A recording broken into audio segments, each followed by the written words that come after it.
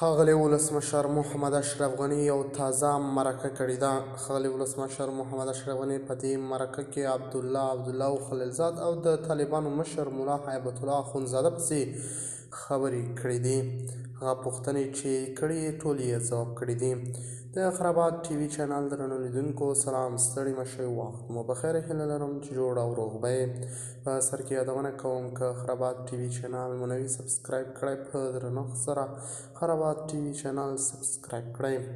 په دې مرکه کې غني د ملي مصالحو د عالي شورا مشر عبدالله هم د جمهوریت د نه ټینګولو مسؤل بللی دی. عبدالله او خلیلزاد تر اوسه د غني د څرګندونو په اړه غبرګون نه دی ښودلی. اشرف غني د کابل د سقوط په اړه وویل چې مهمه خبره دا وه چې آیا موږ جمهوریت برخلیک ته سپارو. د طالبانو مشر هیبت الله اخندزاده د طالبانو د پخواني مشر ملا عمر اختیار نه لري. د ولسمشر لومړی مرستیال امرالله صالح تیر کال د اګست په 15 په یو ټویټ کې لیکلي وو چې زه به قانوني او مشروع ډول د دې چوکۍ ولسمشري مسؤل یم.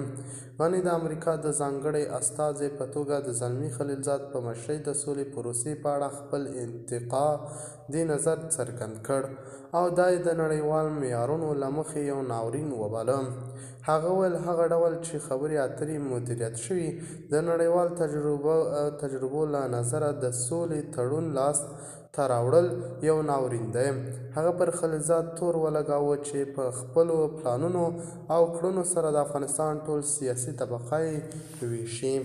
د خرابات ټي وي چینل درنو لیدونکو دا و زموږ ته د مهال چمتو کړی خبر.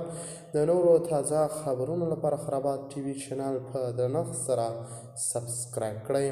د الله په امان، تر بیا ښې چارې.